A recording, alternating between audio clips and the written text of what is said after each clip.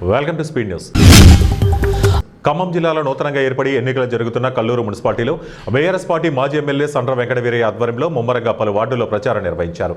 గత అసెంబ్లీ ఎన్నికల్లో కాంగ్రెస్ను నమ్మి ఓటు వేసి మోసపోయామని, మళ్లీ మోసపోవద్దంటూ అభివృద్ధి జరగాలి అంటే అది కేసీఆర్ వల్లే సాధ్యమవుతుందని బీఆర్ఎస్ కౌన్సిలర్ అభ్యర్థులను అత్యధిక మెజార్టీతో గెలిపించాలని కోరారు. ఫిబ్రవరి 11వ తేదీన జరగనున్న మున్సిపల్ ఎన్నికలలో మాజీ మంత్రి కాంగ్రెస్ సీనియర్ నాయకులు జీవన్ రెడ్డి ప్రచారం చేస్తూ కంటతడి పెట్టారు. కేసీఆర్ ముఖ్యమంత్రిగా ఉన్నప్పుడే 70 కోట్లు మంజూరు చేయించా, జగిత్యాల మున్సిపాలిటీపై మన జెండా ఎగరవేస్తాం, ఆ తర్వాత యావరలోడ్లో ఉన్న అక్రమాలను తొలగింపజేస్తామన్నారు. నా కోసం పనిచేసిన వారికి టికెట్ ఇవ్వలేదు రాహుల్ గాంధీ అన్నారు. చట్టసభకు ఎవరు ఏ పార్టీ నుండి ఎన్నికైతే అదే పార్టీలో ఉండాలని, గత అసెంబ్లీ ఎన్నికల ప్రచారంలో ముఖ్యమంత్రి రేవంత్ రెడ్డి పార్టీ మారిన వాళ్లను రాళ్లతో కొట్టాలి అన్నారని అన్నారు.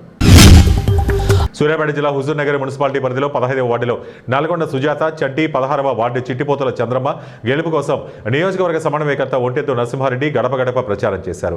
కేఎల్ఎన్ రెడ్డి, మాజీ ZPTC Koppula Saidireddy, TRS party senior నాయకులు పాలేటి రామారావు, దొడ్డ నరసింహారావు, నగేష్ రాథోడ్, వార్డు కౌన్సిలర్ సభ్యులు, బీఆర్ఎస్ శ్రేణులు భారీగా పాల్గొన్నారు. పెద్దపల్లి జిల్లా రామగుండం కార్పొరేషన్ 21వ డివిజన్ అభివృద్ధి కోసం అహర్నిశలు కృషి చేస్తామని, రానున్న ఎన్నికల్లో కార్పొరేటర్గా తనను గెలిపించి డివిజన్ ప్రజలకు సేవ చేసుకునే అవకాశం కల్పించాలని కాంగ్రెస్ పార్టీ అభ్యర్థి కందుల స్వరూప అభ్యర్థించారు. డివిజన్ పరిధిలోని బీర్లపల్లిలో పార్టీ శ్రేణులతో కలిసి ఆమె ఎన్నికల ప్రచారంలో పాల్గొన్నారు. కార్పొరేషన్ ఎన్నికల్లో బీఆర్ఎస్ అభ్యర్థులపై అధికార పార్టీ నాయకులు బెదిరింపులకు పాల్పడుతున్నారని రామగుండం మాజీ ఎమ్మెల్యే కోరుగంటి చంద్ర కన్నీరు పెట్టుకున్నారు.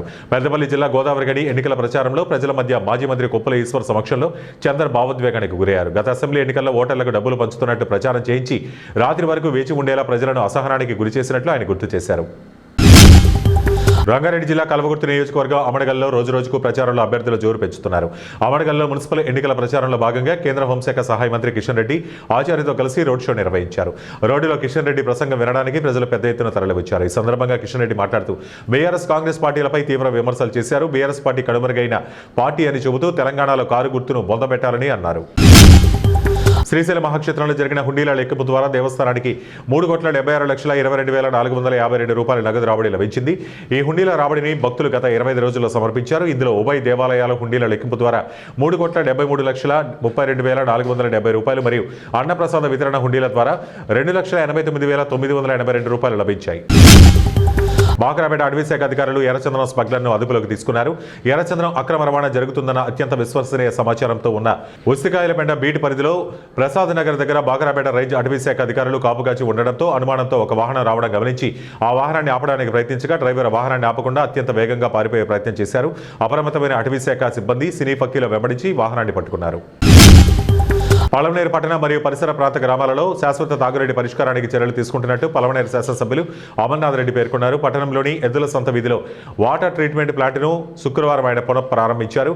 ఈ సందర్భంగా ఆయన మాట్లాడుతూ వాటర్ ట్రీట్మెంట్ ప్లాంట్ 2019 వరకు పనిచేస్తుందని, అయితే తర్వాత అధికారంలోకి వచ్చిన వైకాపా ప్రభుత్వం పట్టించుకోకపోవడంతో పూర్తిగా నిర్వీర్యమైందన్నారు.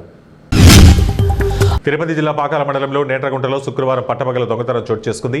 వరుస దొంగతనాలతో పాకాల పోలీసులకు పెను సవాలుగా మారింది. నేట్రగుంట గ్రామానికి చెందిన రవి కుటుంబ సభ్యులతో కలిసి ఇంటికి తాళం వేసుకుని దైవదర్శనం కోసం కాణిపాకం వెళ్లారు. మధ్యాహ్నం ఇంటికి రాగా తాళం పగలగొట్టి ఉండడంతో దొంగతనం జరిగినట్లు బాధితురాలు గ్రహించారు. పోలీసులకు ఫిర్యాదు చేశారు.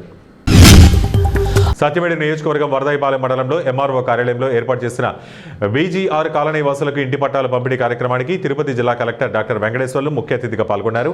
కలెక్టర్కి వరదాయిపాలెం టీడీపీ మండల నాయకులు, క్లస్టర్ ఇన్ఛార్జి నిర్మల మరియు మల్లినాయుడు స్వాగతం పలుకుతూ శాల్వాతో సత్కరించి పుష్పగుచ్చం అందజేసి మండల నాయకులు, కార్యకర్తల సమక్షంలో ఘనంగా స్వాగతం పలికారు.